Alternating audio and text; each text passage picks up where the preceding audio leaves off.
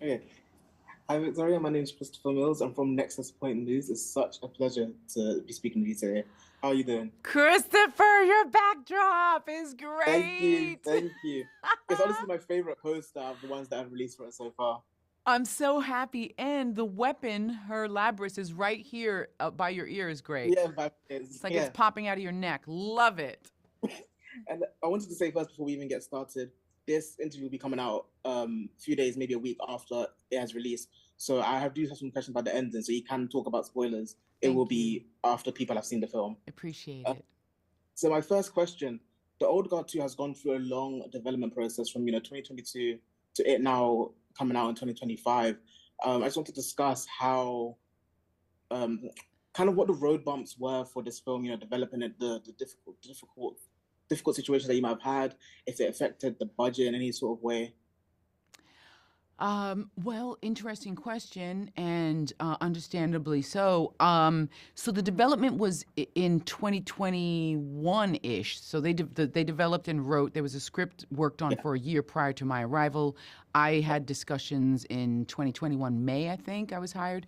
Then I started work in December. So we filmed in 2022. So we were in pre-production and filming in 2022, and we entered post. And then we hit the skid mark with the strike, which many people did, many films. yeah, And for some, it was lasted sort of a year. It was really challenging. And we're not entirely unique in our delays for this stretch of time and what's going on, and even the amount of films that got caught in 2020 from just the 2020 delays. So we were in a pocket of both. yeah, We had tons of people getting COVID. We were still in the hard days of COVID. I mean, the mask on set and people every day. yeah. I mean, hundreds of people, hundreds It's not, you got the got social COVID. distance and everything, and it makes it difficult to film, but it's also just it's insane how so many people, including themselves, just pull it off and still get the work done, still get the job done while still following those guidelines and everything. I follow the guidelines, and I think we all did. You work, and some people depends on you can avoid or not. I was very ruthless, and I didn't get it, which is crazy because Mhm. I interacted with everyone, but Yeah, I was always on the list. But anyway, let's go to your other questions.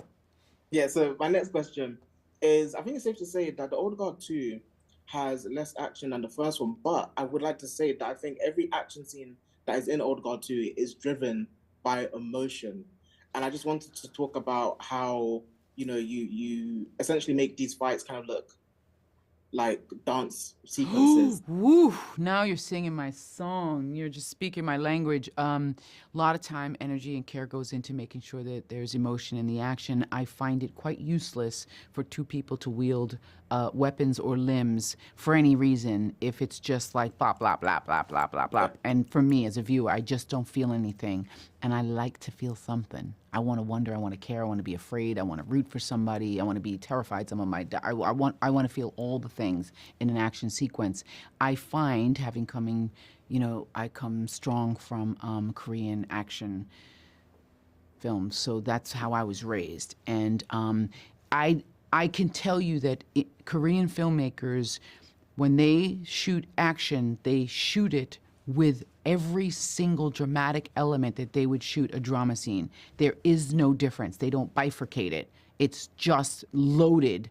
They don't move. Like someone doesn't take a step, even Yeah. downstairs, let alone fall downstairs or push someone downstairs. Nothing happens without being emotionally driven. And Yeah. so for me, it wasn't optional. I didn't know I didn't really understand the logic or I wasn't in any belief of the possibility to do it without emotion. Mhm. So, and then that gets very tedious and wonderful. But I like tedious details to creativity. But it gets very tedious because if you turn your eye for a second, so there's a move in, and you're like, wait, why? And my principle is that we could do whatever we want, but it must be emotionally, psychologically driven by something a character is experiencing or defending. Mhm. So, and then we could do whatever we want, and sky's the limit. And the part about the dance that I love what you said is that I believe all fight scenes should have a sense of musicality and there's a rhythm that I find valuable when, hit, punch, drop, down, boom, Yeah. boom, and it's aesthetically pleasing. It's it's audibly pleasing. It's just like, so the rhythm of a hit, a punch, a kick, a knife, a click, a draw, a boom. I love that. And I do believe that audiences, whether they can articulate that or not, they receive a disjointed scene. It could bug them. They're like, I don't like it. But they won't Yeah. maybe be able to articulate that it's just messy and disconnected. And then a rhythmic fight scene where they're drop in and they're curious and they lean forward. There's rhythm to it, so they're not being assaulted by their senses aren't being assaulted to the point that they're distracted by what's actually occurring. Honestly, such a beautiful answer, just to to understand the art of just action scenes and the differences and the effects of them. My next question is about that ending. I literally was rewinding, going forward, and I was like, this can't be it. This can't be it. And I just want to discuss how you and Greg Rucker, collaborated to come to terms maybe on the film ending in such a way. The end is fun and it's a source of big discussion. And I could tell you with great respect to all the team players here, it was a group decision. There was a lot of discussion went into it. A lot of discussion, rightly so. And I held regard for the people who worked on the film, the first one, So I think the goal was essentially to hold some sense of curiosity about where they're going, where they're going to find, what they're going to find when they get there, the state of the friends. So the idea of two people running out a door, whatever happens next, is compelling, I find. Yeah. And that two people are running out the door side by side, ready to rock, is compelling. And have there been any discussions about where it can go with an Old Guard 3? I don't know, Christopher. That's a good question. I'm not in the. I'm on to my next jobs. I'm in hard labor in the middle of the night and in the morning on some responsibilities on other stuff. So I think that it could be premature. They might get there. I'm not sure if they're. I think right now everyone's focused on getting the film out. So I don't know if they have talked about it. I do know that whatever they're going to do should rightly be a secret. Yeah.